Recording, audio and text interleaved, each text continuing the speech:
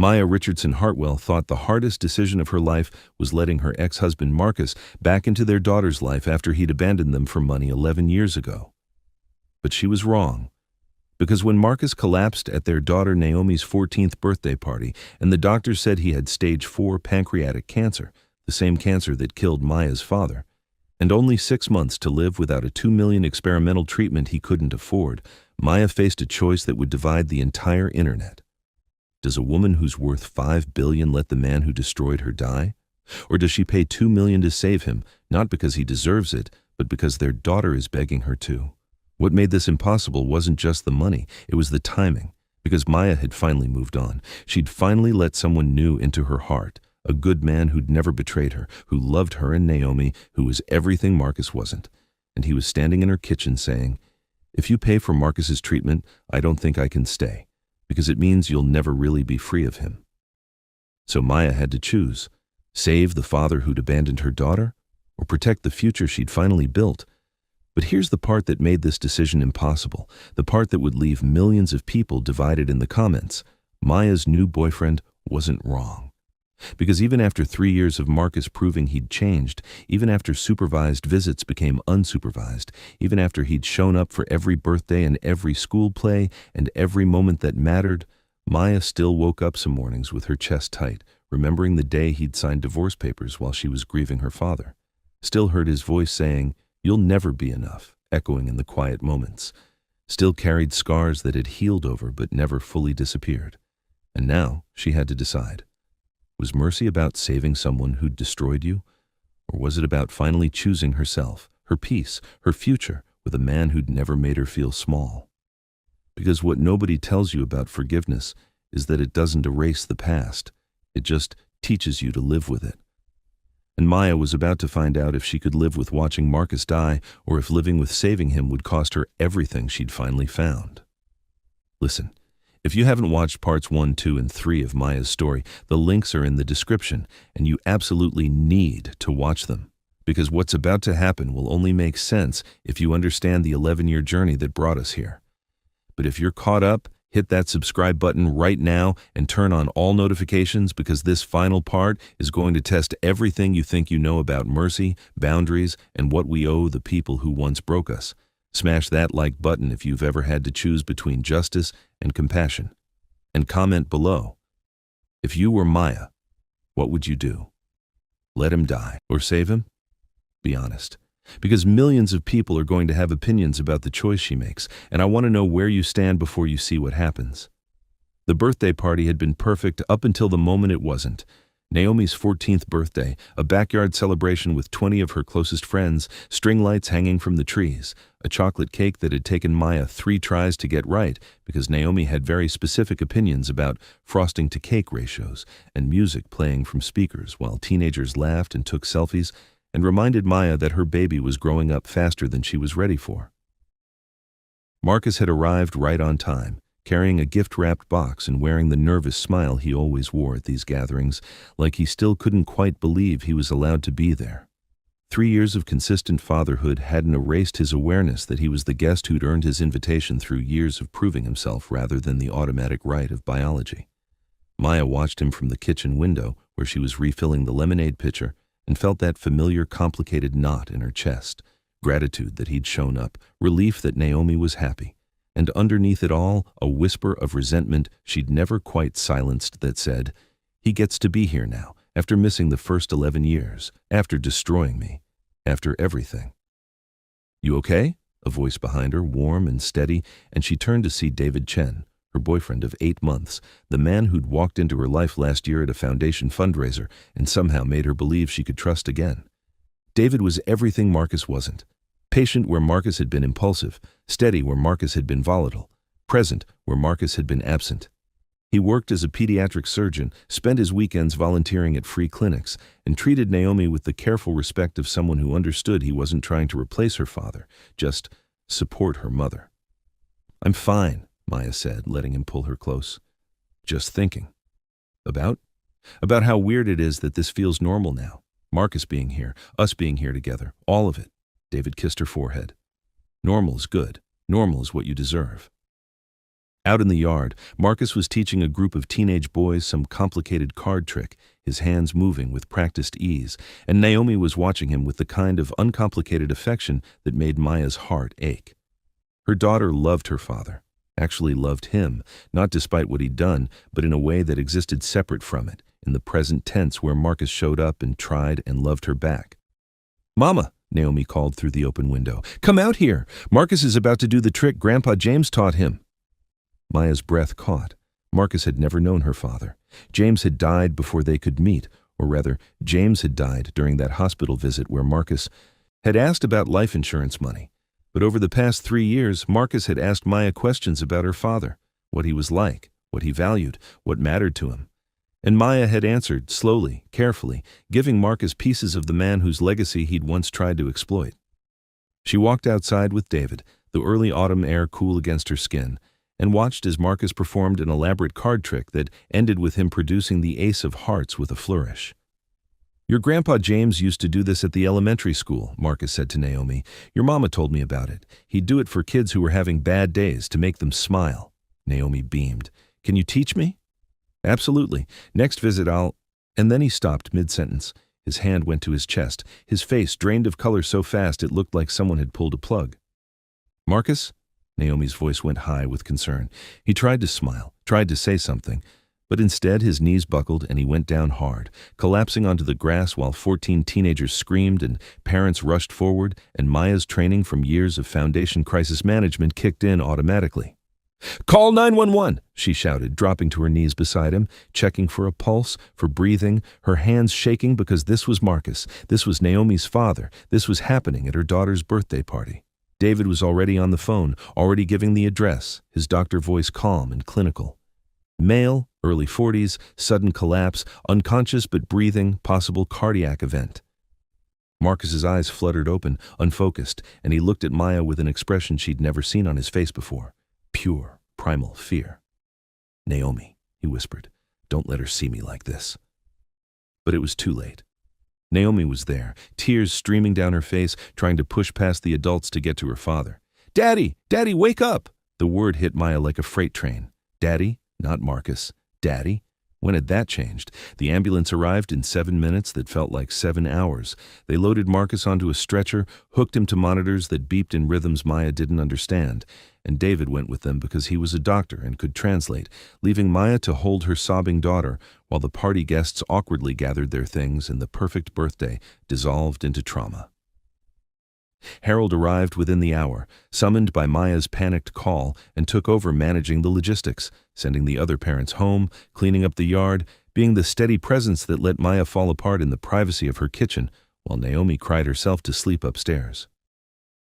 "He's at Mercy General," Harold said gently. David texted, "They're running tests. He's stable for now." "What happened?" did David say. "They don't know yet. But Maya, you need to prepare yourself. The way Marcus looked, the suddenness of it, that's not good." Maya's phone buzzed. "David, we need to talk. Can you come to the hospital?" She looked at Harold, at the disaster of what should have been a celebration, at her hands still shaking from performing CPR on the man she'd once loved and then hated, and now something more complicated than either. "Stay with Naomi," she said. "I'm going."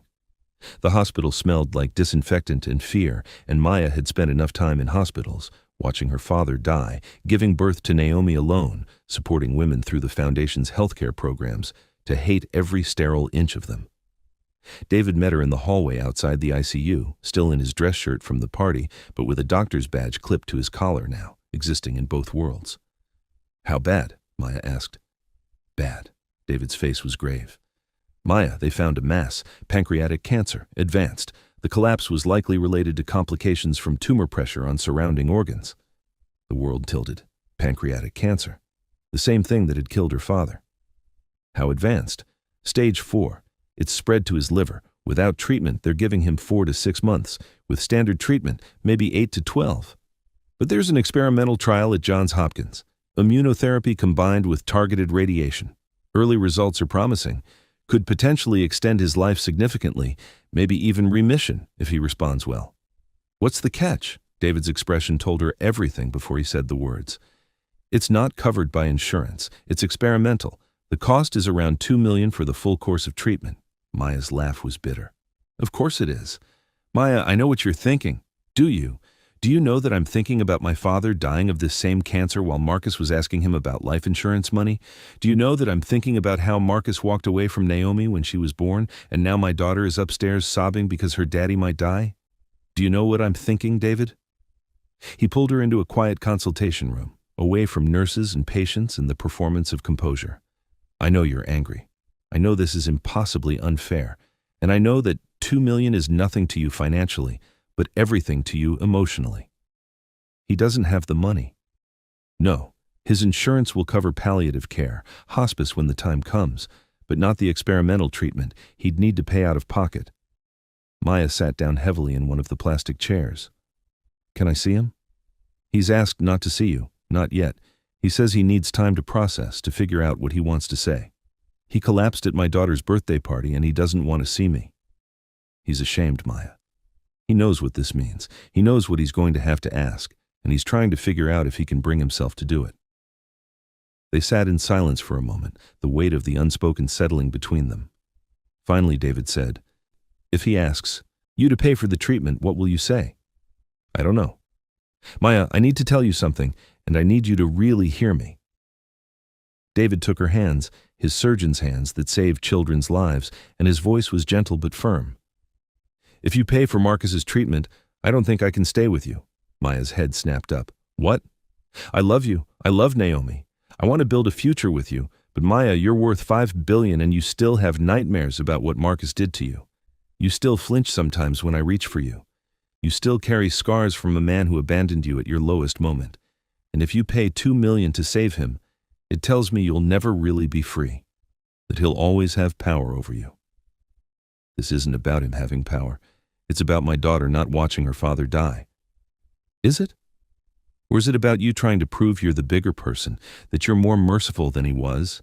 Maya, you don't owe him this. You don't owe him anything.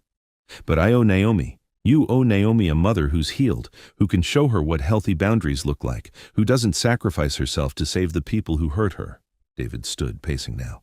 I'm not saying you're wrong if you choose to help him. I'm saying I can't watch you disappear into that guilt and obligation. I can't compete with a ghost, and if you save Marcus, even if he lives, he'll be the ghost in our relationship forever. Maya stared at him, this good man, this man who'd never hurt her, who was asking her to choose. You're giving me an ultimatum. I'm telling you the truth about what I can live with, and I can't live knowing that the woman I love will always put the man who destroyed her first. Before Maya could respond, a nurse knocked on the door. Ms. Richardson Hartwell? Mr. Richardson is asking for you now. Maya stood on shaking legs, looked at David, at the future she'd started to believe in, and walked out of the room toward Marcus's bedside, knowing that whatever happened next would change everything. Marcus looked smaller in that hospital bed than Maya had ever seen him, not just physically diminished by the tubes and monitors and pale hospital gown, but fundamentally reduced in a way that made her chest tight with something she didn't want to name. He was 43 years old, the same age her father had been when diagnosed, and the parallel was so cruel it felt deliberate, like the universe was forcing her to relive the worst year of her life with the man who'd made it worse. Thank you for coming, Marcus said, his voice hoarse. The collapse had damaged something in his throat during the fall, the doctor said. Everything about him was breaking down. Maya pulled a chair close, but not too close, maintaining the physical distance that represented the emotional one. David told me, stage 4, I'm sorry. Are you? The question wasn't accusatory. It was genuine, like he really wanted to know if the woman he'd destroyed could feel compassion for him now that he was dying. Yes. I wouldn't wish this on anyone, not even you. Marcus laughed, a broken sound. Not even me. That's something, I guess. He shifted in the bed, wincing. The doctors explained the options. Standard treatment buys me maybe a year, most of it sick from chemo. Experimental treatment might give me more, might give me real time, but it costs $2 million, I know. Of course you know. David told you. Marcus looked at her with those eyes that Naomi had inherited, and Maya saw the question forming before he asked it. Maya, I don't have the right to ask you for anything. I know that. But I'm going to ask anyway, because I'm desperate and scared, and I don't want to die without knowing my daughter, really knowing her. These past 3 years have been the best of my life, watching her grow up, being her dad. And I need more time. Please. You're asking me to pay for your treatment. I'm asking you to give me a chance to live long enough to be the father I should have been from the beginning. I'm asking for time to make amends, to show Naomi what a real father looks like, to what, Marcus? To ease your guilt? To die with a clear conscience? Maya's voice was sharp now, all the rage she'd buried for 3 years bubbling up. You had 11 years to be her father, and you chose not to. You chose to abandon us. You chose to marry your mistress at my father's funeral. You chose to try to take Naomi for money. You made choices, and now you want me to save you from the consequences? Yes. His honesty was devastating. Yes, I want you to save me from consequences I deserve. Because Naomi doesn't deserve to watch her father die. She's 14. She finally has a dad who shows up, and if I die now, she'll spend the rest of her life wondering if she could have saved me. If you could have saved me. Maya, this isn't about me. It's about protecting our daughter from trauma. Don't you dare weaponize our daughter against me. Don't you dare make this about protecting her when you're the one who's dying.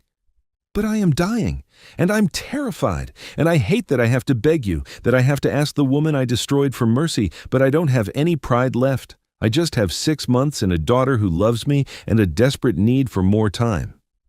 Tears were streaming down his face now, ugly crying, the kind that strips away all pretense. I know what I did to you. I know I don't deserve this, but Naomi deserves a father. Please, please don't let me die when you could save me. Maya stood abruptly, the chair scraping against the linoleum. I need air. She made it to the hallway before the tears came, pressing her back against the wall, sliding down until she was sitting on the cold hospital floor, trying to breathe through the impossible weight of this choice. Save the man who destroyed her or let him die and live with that decision forever. Teach Naomi that mercy means sacrificing yourself, or teach her that boundaries matter even when they hurt. Her phone rang. Harold. Maya, Naomi woke up. She's asking about Marcus. What do I tell her? The truth. He's sick. Very sick. How sick? Cancer. 6 months without treatment. Harold's sharp intake of breath told her he understood the cruel irony. Like your father. Exactly like my father. Harold, what do I do? What do you want to do?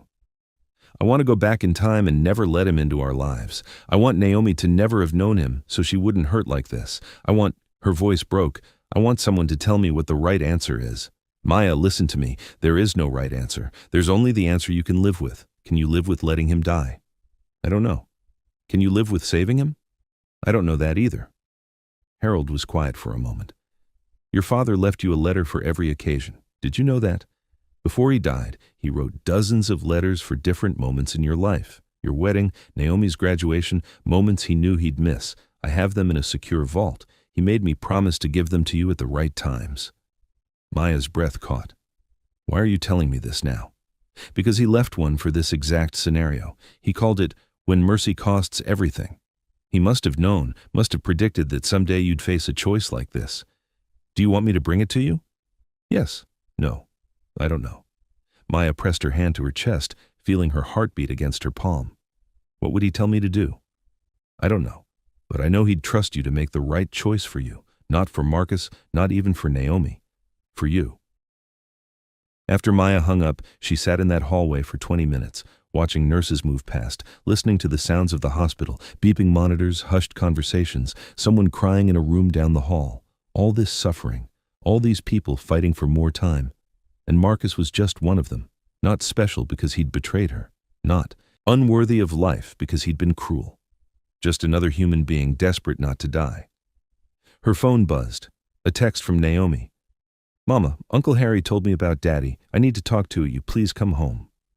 Maya drove home in a daze, the city lights blurring through her tears, David's words echoing, If you save Marcus, you'll never be free of him. Harold's words, What can you live with? Marcus's words, Please don't let me die. Naomi was waiting in the living room, curled up on the couch in her pajamas, her eyes red and swollen from crying. She looked so young, so vulnerable, and Maya remembered with painful clarity what it felt like to be 14 and watch a parent slip away. Mama, is Daddy going to die? Maya sat beside her, pulling Naomi close. The doctors say he's very sick, baby. He has cancer, the same kind Grandpa James had. Can they fix it? There's a treatment that might help, but it's expensive, and his insurance won't cover it. Naomi pulled back, looking at her mother with those intelligent eyes that saw too much. How expensive? Very. But you could afford it. It wasn't a question. Naomi was 14, not stupid. She'd grown up knowing her family was wealthy, understanding in an abstract way that money was rarely an obstacle for them. Yes, I could afford it. Then why are you talking like you might not pay for it? Naomi's voice rose, panic creeping in. Mama, you have to save him. Naomi, it's more complicated than… It's not complicated. My daddy is dying and you can save him and you're thinking about not doing it? Naomi stood, her whole body shaking with fury and fear. I know what he did to you. I know he left us. I know he was terrible. But Mama, he's my dad. He's been showing up for 3 years. He loves me, and you're just going to let him die because of something that happened when I was a baby? Naomi, that's not fair. Nothing is fair. Nothing. Grandpa James died and I never got to meet him, and now Daddy is going to die and I'm going to lose him too. And you could stop it. You could fix this, but you won't because you can't forgive him. Naomi was crying now, tears streaming down her face, and every word was a knife in Maya's chest. I thought you were the kindest person in the world. I thought you helped people, but you're going to let my daddy die. Naomi, please listen. But Naomi ran upstairs, her door slamming so hard the whole house shook. Maya sat there in the silence, her daughter's words echoing like an indictment. You're going to let my daddy die. Harold appeared in the doorway, having heard everything. She's young. She's scared. She doesn't understand. She understands perfectly. Her father is dying and her mother has the power to save him and is choosing not to. That's what she understands. Maya stood, her whole body feeling like it might shatter. Harold, what did my father say in that letter? Are you sure you want to read it now? I'm not sure about anything, but I need to hear his voice. Harold pulled an envelope from his jacket. He'd brought it, knowing she'd ask. The envelope was yellowed at the edges, sealed with wax, her father's handwriting on the front. For Maya, when mercy costs everything. Her hands shook as she opened it. My darling Maya, if you're reading this, you're facing an impossible choice. Someone who hurt you needs help that only you can provide, and you're trying to figure out if mercy means saving them or protecting yourself. I can't tell you what to do, but I can tell you what I learned in my years on this earth. Mercy isn't about whether someone deserves it. That's justice. Mercy is about who you want to be when someone doesn't deserve it. I chose mercy when I forgave the family that disowned me. I chose mercy when I walked away from billions to love your mother. I chose mercy every time I mopped those floors and remembered I could have been a CEO. And mercy made me free. Not because the people I forgave deserved it, but because I deserved to not carry that weight anymore. But here's what I also learned. Mercy has to have boundaries. Mercy doesn't mean letting people destroy you repeatedly. Mercy doesn't mean sacrificing yourself on the altar of someone else's redemption. So ask yourself this. If you help this person, are you doing it because mercy is who you are? Or are you doing it because you're afraid of being called cruel? If it's the first, then help them and don't look back. If it's the second, then protecting yourself is the merciful thing, merciful to you. You deserve mercy too, baby girl. Never forget that. Whatever you choose it because it's true to who you are, not who you think you should be, not who others expect you to be, but who you actually are in your bones. I love you, I trust you, and I'll be proud of you no matter what you decide. Your daddy. Maya read the letter 3 times, her father's voice so clear in her mind she could almost hear him speaking. And then she made her decision. She called David first. I'm going to pay for Marcus's treatment. Silence on the other end. Then, okay? That's it? Just okay? What do you want me to say, Maya? I told you where I stand. You've made your choice. David, this isn't about choosing Marcus over you, isn't it? You're choosing to tie yourself to him for however long this treatment takes, years maybe. You're choosing to make him your responsibility. You're choosing to teach Naomi that we sacrifice ourselves to save people who hurt us. His voice was heavy with sadness, not anger. I love you. But I can't watch you do this. I can't be the guy waiting on the sidelines while you pour yourself into saving your ex-husband. So that's it? You're leaving?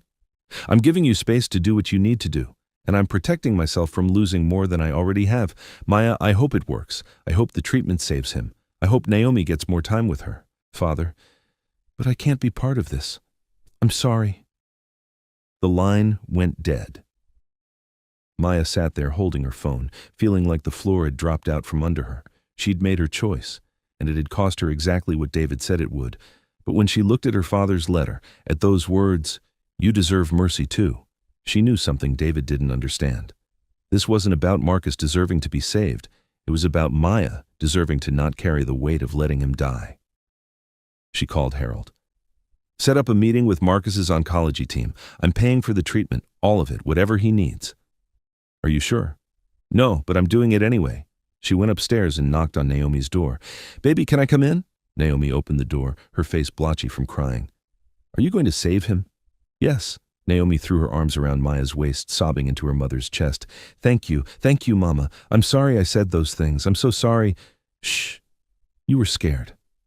I understand. Maya stroked her daughter's hair, breathing in the scent of her strawberry shampoo, feeling the weight of this decision settle into her bones. But Naomi, I need you to understand something. I'm doing this for you, and I'm doing it because it's who I am. But it doesn't mean everything is fixed. It doesn't mean your father and I are suddenly okay. And it doesn't mean this will work. The treatment might not save him. But he has a chance. Yes, he has a chance. And that, Maya realized, was all any of them ever got. A chance. Her father had gotten a chance to leave her a legacy. Marcus had gotten a chance to prove he'd changed.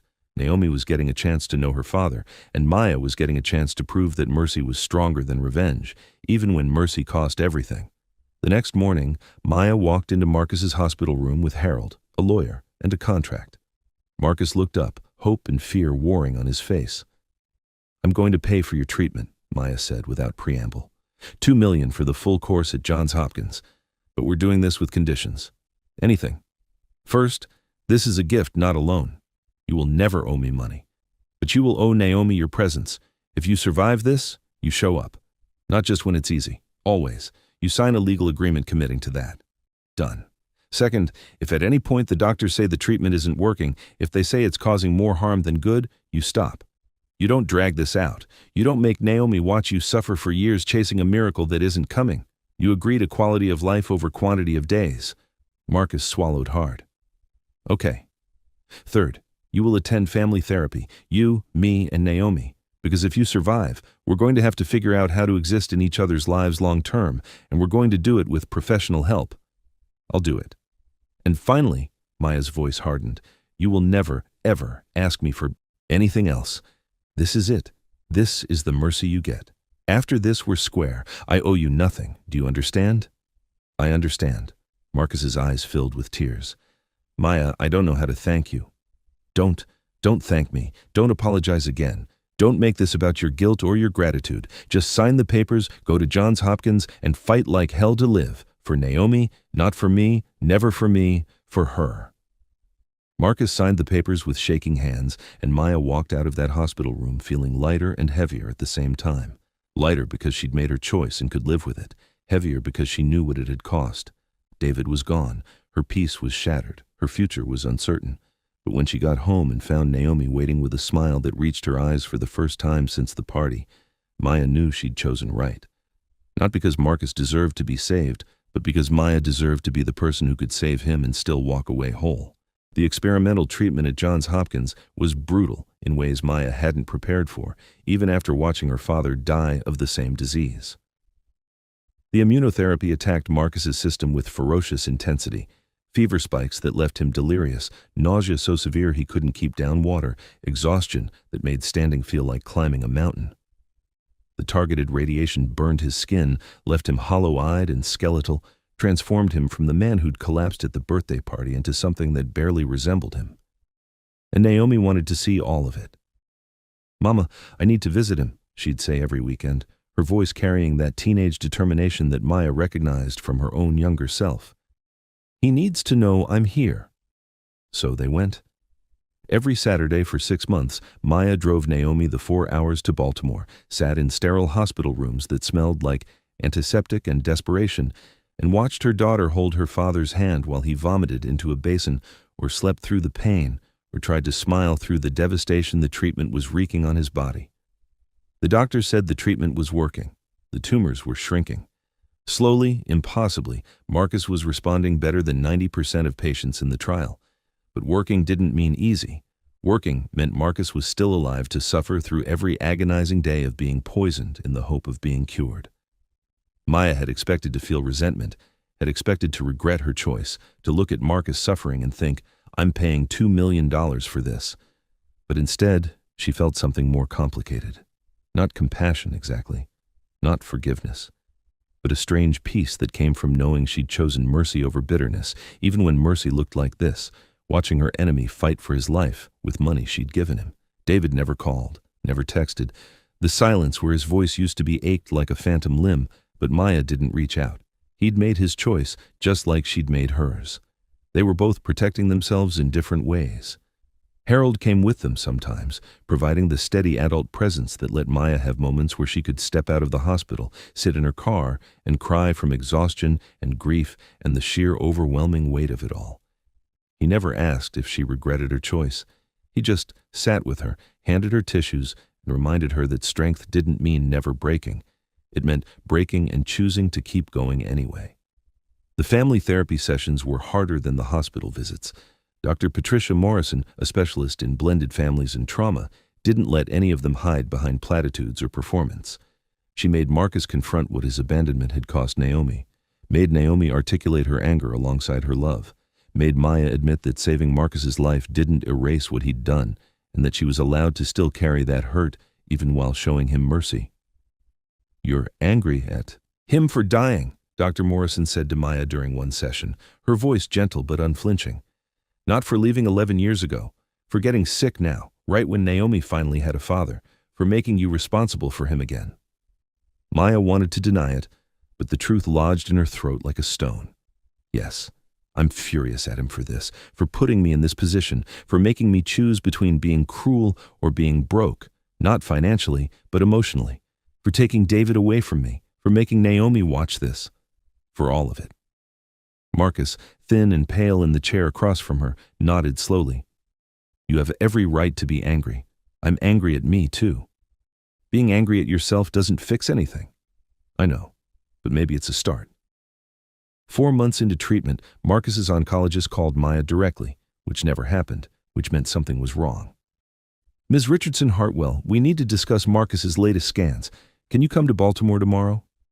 Maya's stomach dropped. "Just tell me. Is it spreading?" "No, it's shrinking, significantly. We're seeing unprecedented response rates. But there's a complication. A different kind of complication."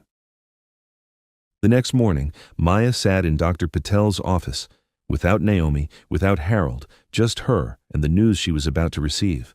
Marcus was there too, looking terrified in ways the cancer diagnosis hadn't made him look. "The treatment is working almost too well," Dr. Patel explained. "The immunotherapy is attacking the cancer cells aggressively, but it's also triggered an autoimmune response. Marcus's body is now attacking his own healthy tissue. His kidneys are failing." Maya's medical knowledge from years of foundation health programs kicked in. "How bad?" "He needs a kidney transplant. Soon. He's been placed on the donor list, but given his medical history and the ongoing cancer treatment, he's not high priority. Wait time could be 2 to 3 years. He has maybe 6 months before dialysis becomes necessary, and long-term dialysis during cancer treatment significantly reduces his survival odds." The irony was so cruel Maya almost laughed. She'd paid $2 million to save Marcus from cancer, and now his own immune system was killing him anyway. "What about living donation?" Marcus asked quietly. "That would be ideal. If you have a compatible relative or friend willing to donate, we could fast-track the surgery. But the donor would need to be a close match, blood type, tissue type, several other factors, and they'd need to be in excellent health." After the appointment, Maya and Marcus sat in his hospital room in heavy silence. "I don't have anyone," Marcus finally said. "No siblings. My parents are dead.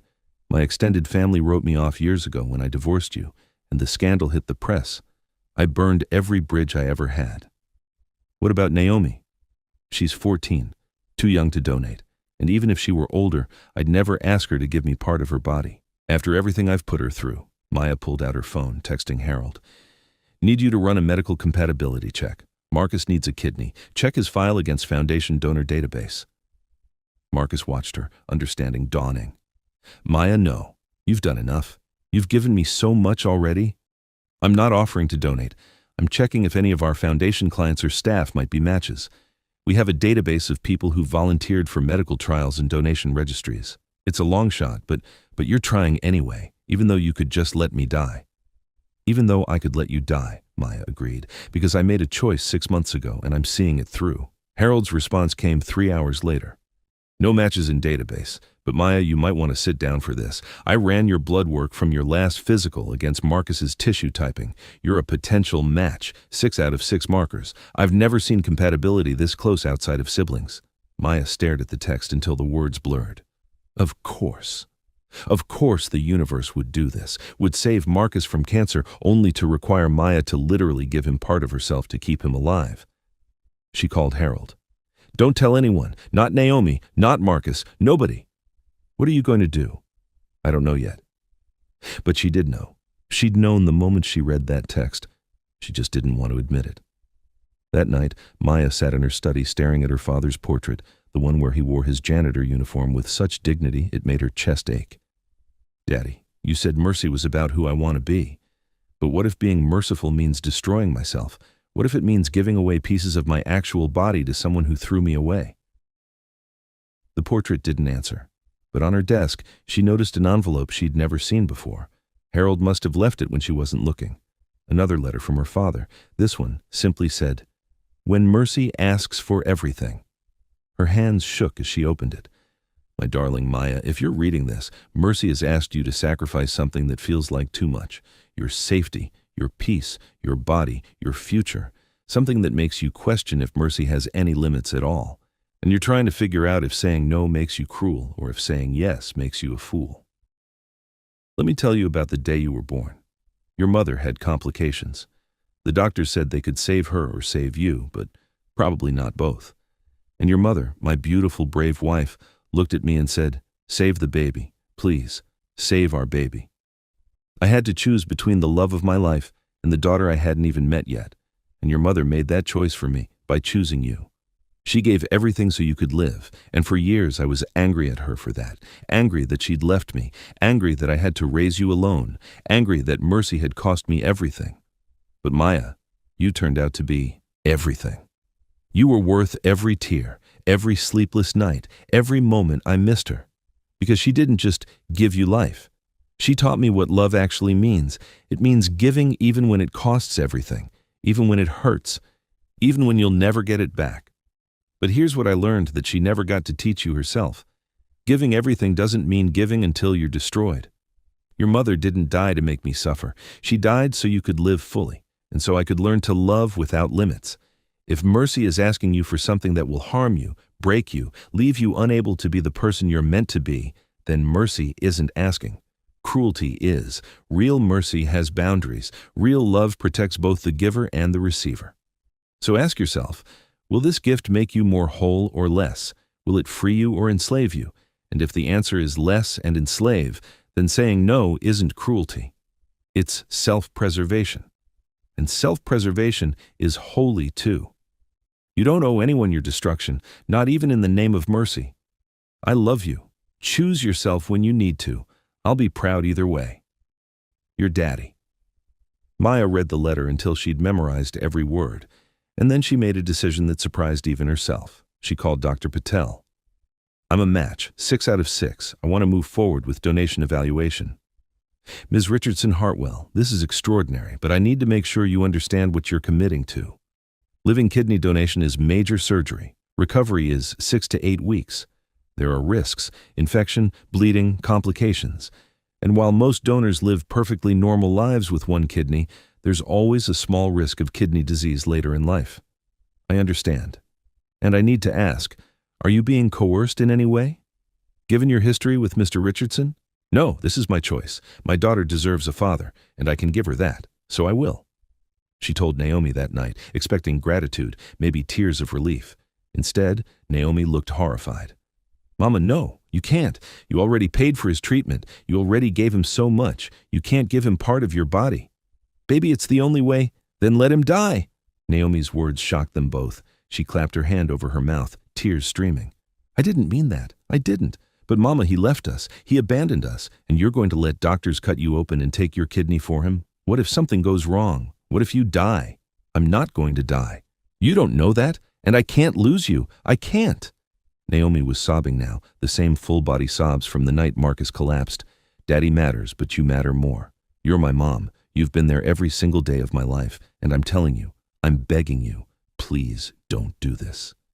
Maya pulled her daughter close, feeling the weight of impossible choices crushing her chest. What if I told you that I'm not doing this just for him or even for you? What if I told you I'm doing it because giving him this kidney means I never have to wonder if I could have saved him? That I'm buying my own peace with this choice? Then I'd say you're lying to yourself.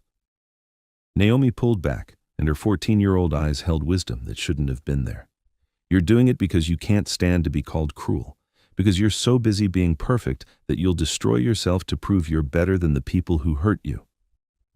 The words hit Maya like a slap because they were true, at least partially true. Before Maya could schedule the surgery, an overnight delivery arrived at her brownstone.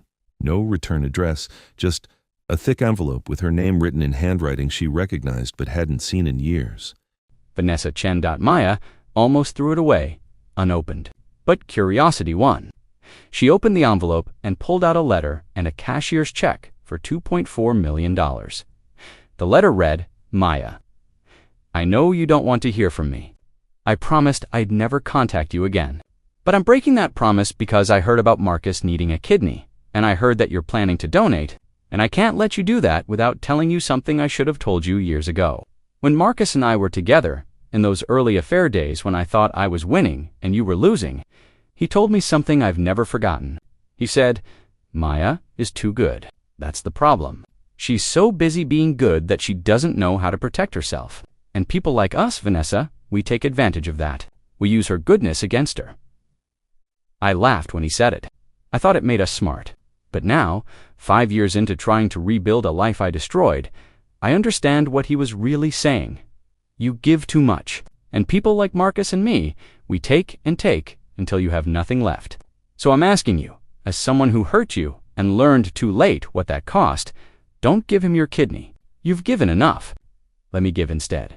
I've spent the last year getting tested as a potential donor for anyone. I've been on donor registries, trying to do something good, trying to prove I'm more than the worst thing I did. Last month, I got tested against Marcus's profile on the National Registry, just to see. I'm a match. 4 out of 6 markers. Not as good as you, but good enough. The doctors say it could work. So here's what I'm proposing. I'll donate my kidney to Marcus. You take this money, it's every cent I've saved over 5 years of living in that shelter, working 3 jobs, rebuilding from nothing. It's not enough to repay what the foundation gave me, but it's something. Use it however you want. But please, let me do this. Let me give him something so you don't have to. Not because he deserves it from me any more than he deserves it from you, but because you've carried enough, you've given enough, and someone needs to protect you from your own mercy. Let that someone be me. The woman who tried to destroy you is begging you. Let me save the man we both hurt. Let me give you the one thing I never gave you before, the chance to walk away. My contact information is below if you want to discuss this. But if I never hear from you, I'll understand. Just please, consider it. You deserve to keep all of yourself. Vanessa. Maya read the letter 3 times, then called Dr. Patel. There's another potential donor. Vanessa Chen, 4 out of 6 markers. Can you evaluate her? 2 weeks later, Dr. Patel called with news. Ms. Chen is approved. The 4-marker match isn't ideal. We can proceed with her as donor if Mr. Richardson consents. Maya drove to Baltimore alone, walked into Marcus's hospital room, and told him everything. About being a match? About planning to donate? About Vanessa's offer, Marcus listened, his skeletal face unreadable. When she finished, he was quiet for a long time. Vanessa wants to give me her kidney, he finally said, like he couldn't quite believe it. Yes, and you were going to give me yours?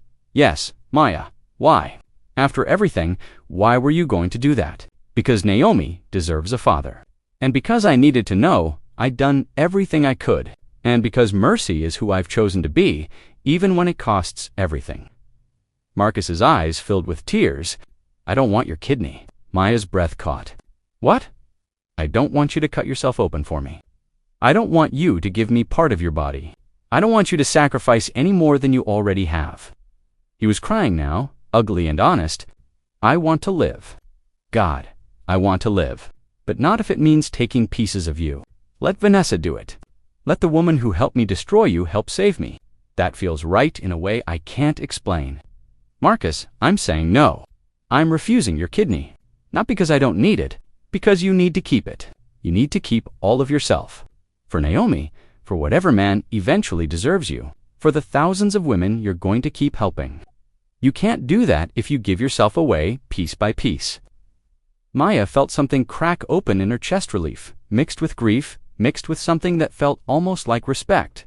Okay, we'll use Vanessa. The surgery happened 3 weeks later. Maya and Naomi sat in the waiting room while surgeons removed one of Vanessa's kidneys and transplanted it into Marcus. 8 hours of surgery.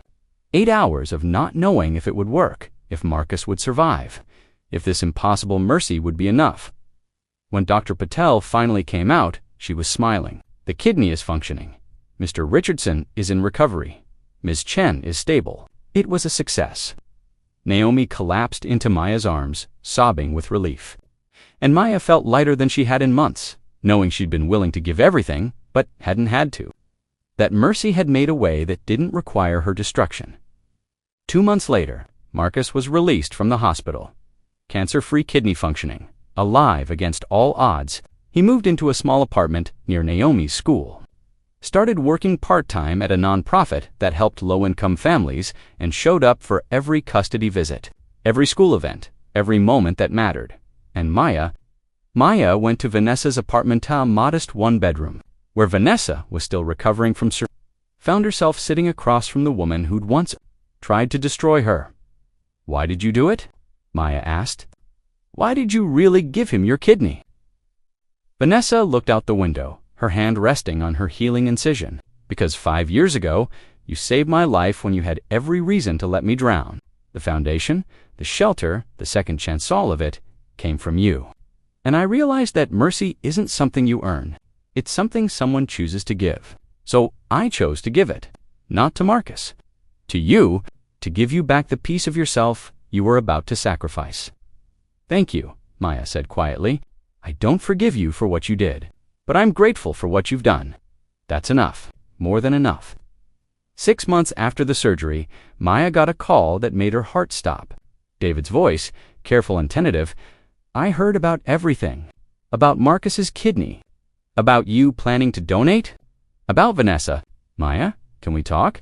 They met at a coffee shop, neutral ground, and sat across from each other like strangers who used to be intimate. "I was wrong," David said without preamble. "When I left, I thought you saving Marcus meant you'd never be free of him. But I was scared. Scared that I'd always be competing with your past, that I'd never be enough, and I made you choose between mercy and me. That wasn't fair. No, it wasn't. But you made the right choice. Not choosing Marcus, choosing to be who you are, even when it cost you." He reached across the table, not quite touching her hand. "I don't know if there's still a chance for us. I don't know if you can forgive me for leaving when you needed support instead of ultimatums. But I wanted you to know. I see you now. I see what you did. And it's the most extraordinary thing I've ever witnessed." Maya looked at this good man who'd run when things got hard, who'd come back when it was safe, and felt something settle in her chest. Not quite forgiveness. Not quite trust. But possibility. "I don't know if there's a chance for us either," she said honestly. "But I'm willing to find out, slowly, with no ultimatums, with honesty about what we can handle. I can do slow, then let's start there." On what would have been her father's 74th birthday, Maya took Naomi to the cemetery. Her daughter was 15 now, navigating high school, splitting time between two parents who'd finally figured out how to coexist peacefully, growing into a young woman who understood that mercy and boundaries could coexist. "Mama, do you think Grandpa James would be proud of what you did? Saving Daddy, even though it cost you David the first time?" Maya thought about it carefully. "I think he'd be proud that I was willing to give everything, and equally proud that I was wise enough to let someone else give instead. That's what mercy with boundaries looks like. Being willing, but not self-destructive." "Do you think Daddy will stay healthy?" "I hope so. But even if he doesn't, we gave him time. Years, maybe. And that time let you know your father. That's worth something." Naomi nodded, placing yellow roses on her grandfather's grave. "I'm glad you didn't die saving him. I'm glad Vanessa did it instead. Is that selfish? No, baby. It's self-preservation. And that's holy too." They walked back to the car, and Maya felt her phone buzz. A text from the Foundation just helped our 150,000th woman and child. Your father's legacy continues to change the world. Maya looked at her daughter, at the city skyline in the distance, at the life she'd built from ashes and betrayal and impossible choices, and she understood finally what her father had been trying to teach her all along. Mercy wasn't about saving everyone. It was about being willing to give without destroying yourself in the process. About knowing when to open your hands and when to close them. About understanding that you could be both kind and boundaried, both generous and self-protective. Marcus had gotten his life back. Vanessa had gotten redemption. Naomi had gotten her father. David had gotten a second chance. And Maya? Maya had gotten to keep herself whole while still being the person her father raised her to be. That was the real victory. Not that she'd saved Marcus, but that she'd saved herself while being willing to save him. And that was worth more than all. The billions in the world. So let me ask you the hardest question yet. If you were Maya, and you were a perfect kidney match for someone who'd destroyed you, someone who'd abandoned you at your lowest point, someone your daughter loved, would you donate? Would you literally give part of your body to save them? Or would you let someone else step in? Be brutally honest. Drop your answer in the comments right now, because I guarantee you, the comments are going to be split on this one. And here's the deeper question. Have you ever been in a situation where mercy asked for more than you thought you could give? Where doing the right thing meant sacrificing something so big you weren't sure you'd survive it? Tell me your story, because Maya's story shows us that mercy has to have limits. That giving doesn't mean giving until you're destroyed, and that sometimes the most powerful thing you can do is let someone else carry the weight you've been carrying alone. Now, Dash, where are you watching this from? And which of the 4 parts hit you the hardest? Drop your location and tell me. Was it part 1, where she inherited the billions? Part 2, where she destroyed Marcus in court? Part 3, where she let him back into Naomi's life? Or part 4, where she almost gave him her kidney? Comment below.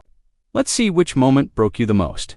If you've watched all 4 parts of this series, if you've spent the last 2 hours crying and cheering and questioning everything you thought, you knew about forgiveness and boundaries and what we owe the people who hurt us then, you need to do 4 things right now. First, hit that subscribe button and turn on all notifications, because I post stories like this that will wreck you in the best way. Stories about real people facing impossible choices and finding strength they didn't know they had. Second, smash that like button if you believe mercy should have boundaries. If you believe giving doesn't mean self-destruction. If you believe you can be both kind and protected at the same time. Third, share this entire series with someone who needs to hear it. Someone in a complicated co-parenting situation. Someone who's been too merciful and paid the price. Someone who's struggling with whether to help someone who hurt them. Share it. Let them know they're not alone in these impossible choices. And fourth, this is important. Go back and watch all 4 parts again, because I promise you, there are details you missed. Moments that will hit differently now that you know how it ends. Lessons that will land deeper on the second viewing. Thank you for going on this entire journey with Maya. From her lowest moment, when Marcus left her pregnant and grieving, to her highest moment, when she inherited billions, to her most powerful moment, when she realized mercy doesn't mean martyrdom. This has been the complete story of a woman who learned that real wealth isn't money eats, knowing who you are and refusing to compromise that, even in the name of doing good. Now, go live your life with boundaries and mercy, with kindness and self-protection, with open hands and a guarded heart when you need it. Just like Maya, just like her father taught her, just like you can too. You are never alone. You are never powerless. You deserve mercy too. Thank you for listening to this story until the end. Hopefully every moment, every detail in the story has brought you emotions, thoughts, and maybe a little joy or motivation. Thank you for spending time with us, and hope that the next stories will continue to accompany you and touch your heart.